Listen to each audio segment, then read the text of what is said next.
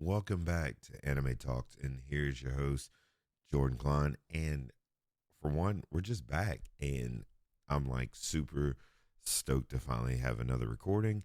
And in this episode, we'll be covering Mieruko-chan, and this has by far been one of those interesting little animes that I ran into because I was just sitting around and looking forward to watching something different while I had other things in the queue up. It was uh, just one of those click me and let's see what you're about kind of things, right? So, for starters, we will be changing a few more things when it comes down to the way we have these set up. Just trying to find an even better structure when it comes down to delivering podcasts. So let's drive right inside Mieruko-chan. So Mieruko-chan, it is a 2021 anime, and that by far kind of speaks a little bit of volumes with being able to watch it now in 2025 as of this recording. And when it comes down to Mieruko-chan, what I do like about it's very funny. It's a slice of life, a little bit of slice of life, comedy horror anime that follows Miko, Miko Yotsuya, which is like for some odd reason these Japanese anime shows follow all um, these crazy little things when it comes down to high school kids, which is hilarious because you see like the way that they react to things, which is like very funny when it comes down to this, right? So what I do, what I will say is this anime is very interesting. So we follow Miko. Miko is a uh, very interesting young girl. She keeps like this very her eyes like everything about this girl screams that she's in a horror type of thing, and it's hilarious simply because you just don't realize how she's in this. She's interesting, and she gains this ability to be able to see like crazy spirits or like very disturbingly awkward spirits that are just everywhere, and nobody else can see them but her. But the craziest thing about her is when she gains this ability, it makes you for one, whoever, and I say whoever, but the authors, anybody, the people who wrote this, or the author that wrote this, or drew this, they did awesome with how disturbing all this stuff is. And I'd have to say, I would have screamed had I seen the same as spirits or like little evil deities or whatever. And I'll have to also add in Miko.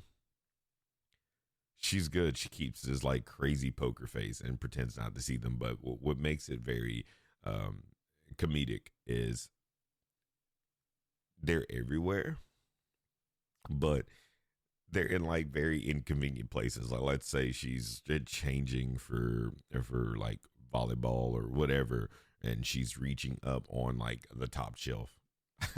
There's a spirit in the top shelf where her clothes are, where her shoes are at, and she's trying to reach inside and grab in there without showing that she sees it, but she's like freaking out on the inside. Um, but one thing that is kind of crazy that she does, which is very insane, is she does this whole I don't see them, I don't see them, I don't see them little thing. And she voices this, but what makes it even funnier is you have uh these spirits looking at her and they be like, do you see me? Do you see me? I know you can see me. And it's hilarious. It makes you laugh because you're just like, do they really know that she can see them? Or like what's going on? And then like it brings like this whole different this aspect of can I see you? Like, can I see you? And if I do see you, what's gonna happen next if I do see you? Like, what if I confirm I can see you?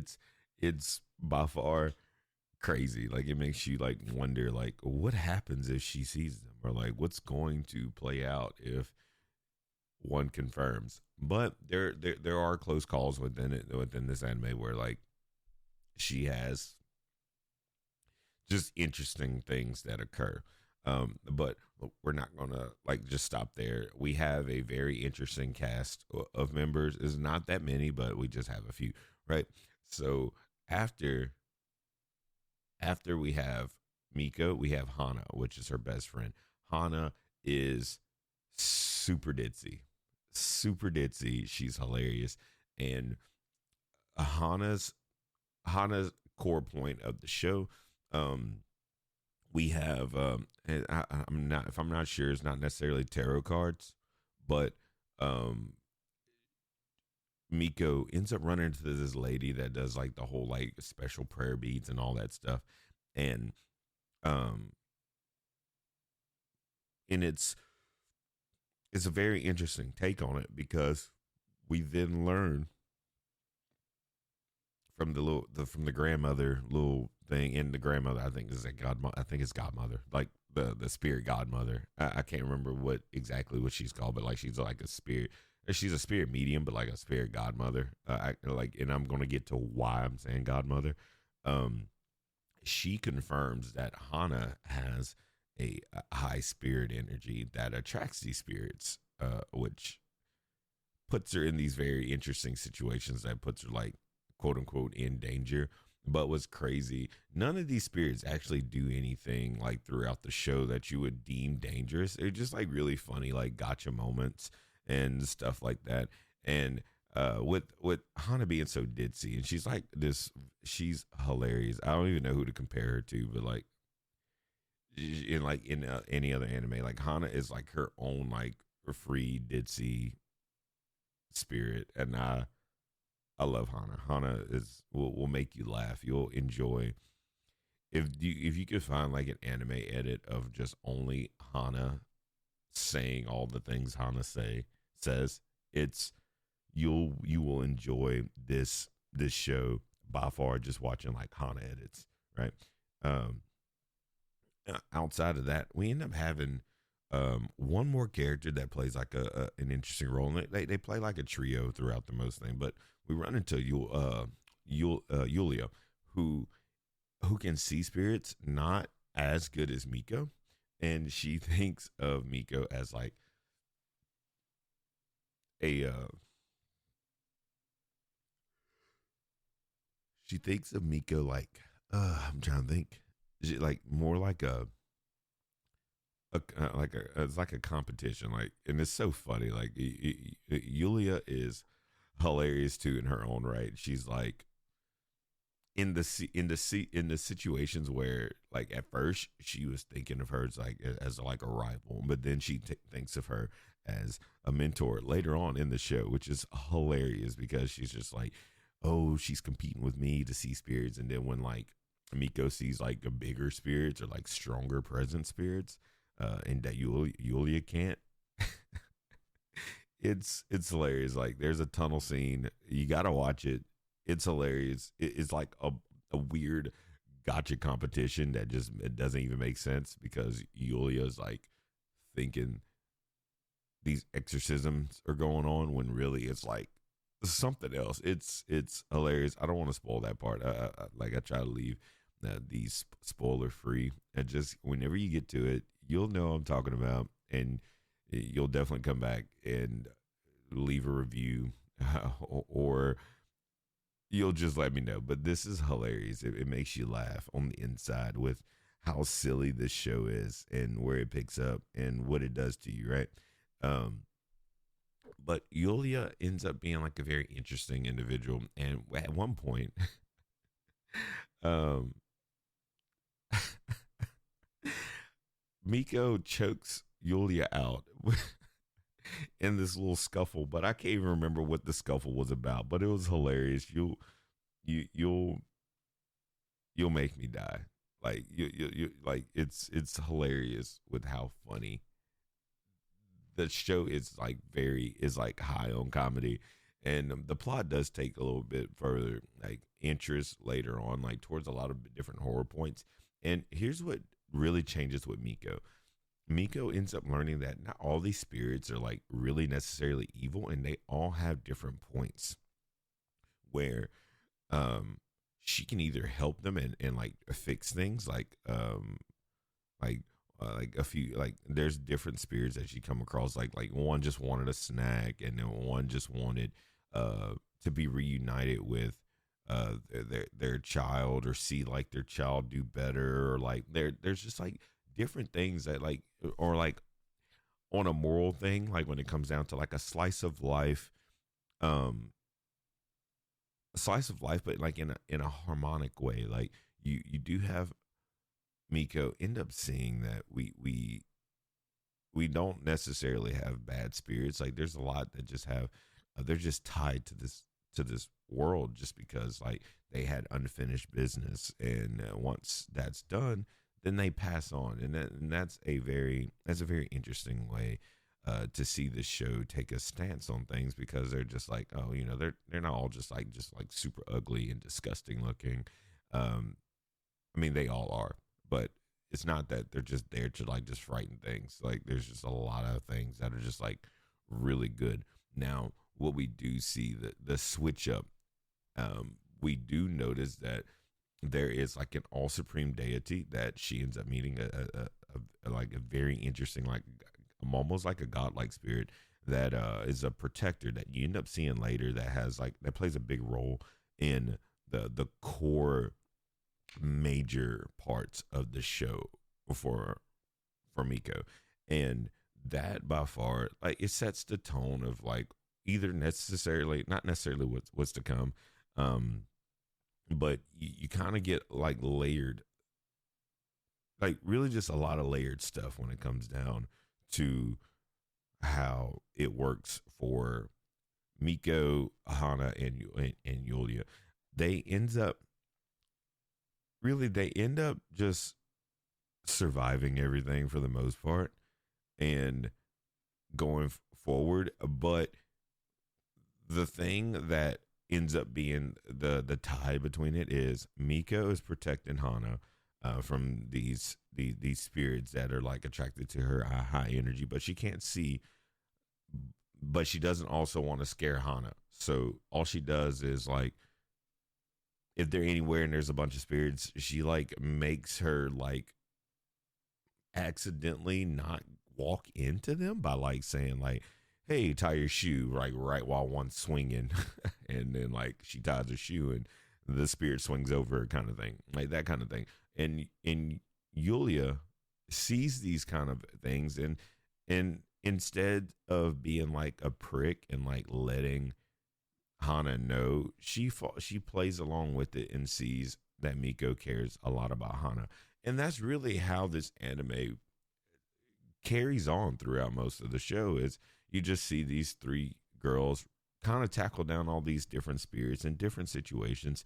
And the way it ends, we do see a season two like on like it's in the works, and just because like the way it ends, like, and you can almost kind of guess that nothing really too much happens, right? You know, like the way this anime takes off, and it sets like a scary tone, but it's more like a dark tone as far as like the way these spirits look, but everything else is just like really nice and directed in a way that I mean that you can just you'd appreciate, right? And I really have to say that this anime made me enjoy more slice of life take backs rather than everything has to be like high octane. Like I watched every episode for season one, and it was fun. I had a great time watching it, and I feel like for those that are more into like a slower, like, and I say slow, more like a not as high octane anime that is, you know, has a little bit of horror, is very funny, and has some like some little supernatural portions, you'd really appreciate this one. And I won't even say that is necessarily a 10 out of 10 when it comes down to those genres, because I feel like slice of life king right now is free Ren all day. I really enjoy that. As far as like when it comes down to slice of life, but as far as like this goes, this is a really good anime. You should definitely check it out whenever you get a chance. I watched it on Crunchyroll. You can check it out on there, and it is standing at 12 episodes within this on the only season we do have available to us. And I did do like a little bit of research before making this, and it's not canceled, but there's no confirmation necessarily on season two. So I will still refer to this as season one, and we're pending on a season two until further notice. And you would, like I said, I would like to see a season two, because season one was just, I mean, it was great. It was something like worth watching. I most definitely hit the next button to get to the next episode because I enjoyed it so much. They also do have something that's pretty cool about the naming of all the episodes. Everything has to do with sight and about like she sees them, she still sees them. It's funny. You'll enjoy just the titles of the episodes. You like that will make you laugh. Just it will make you laugh. Um, but just be like you'll be grateful, especially for the parents out there that do have children that do watch anime. They don't highly like sexualize any of the characters like too much. There's not that much fan service in it. It has very funny things, and they like, and of course they do like the ditzy like high school like stuff. So like, of course you do have some like sexualized things, but it's not too bad. Like you're still on a point of the show that keep you like entertained and they keep you rolling, and you'll enjoy it. Like, and of course there's a lot of funny things like Miko is more flat chested, and and Hana is like the ditzy like super like well figured girl, and she makes very funny like jabs, not necessarily like not intentionally with harm, and like she'll it's funny. You got to watch the transition between these two and the dialogue. It is hilarious. You'll die. You'll die. This really reminds me of a slower paced Dantanam as far as like when it comes down to like comedy, supernatural, and sometimes like a little bit of slice of life. This is what that reminds me of. It's like almost like a watered down Dantanam without being Dantanam. Like we still have a trio of like decently funny characters that have like a lot of different things going on at the same time. But you're just not fighting aliens, right? Um,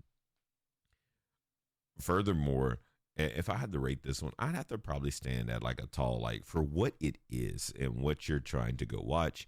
Um, I have to give it like an 8 out of 10. I really do. Like I don't think that this anime is bad, and it's not the best, but for what you have, they do. I mean, they build character development really well. It's not nothing like there's nothing to cry over. It's funny. All the characters have really good punchlines, really good one-liners, and the slice of life. Like everyday life. Like Miko, she has a family at home, and also there's something I don't want to add into this that you end up seeing later on. There's an episode that builds on this. There's like a couple like soft spots, but slice of life, you're going to get a little bit of like just regular life and regular feelings for parts of the pieces of the characters. And what I do enjoy with this anime is that it does what it's supposed to do well. Like you're not getting into this and think, oh, this is going to be like the worst anime ever, but you're also not going to get in there and be like, this is the favorite, like my most favorite anime ever. I did enjoy it. Like I said, it's worth watching. It's worth picking up your remote, flopping over to Crunchyroll, and just watching these 12 episodes. Get it out the way, enjoy it, and you will be like beyond stoked to see that. Something so simple with a small cast, you'll you'll love. You'll be ready for season 2, and that's what I'm waiting on, and I'm excited about that. Now, moving forward, when it comes down to like the way that this show finished off for season 1, it makes you question a lot of things that you would like to see, which is what which is what I'm excited for season 2. I hope that they do change a couple things.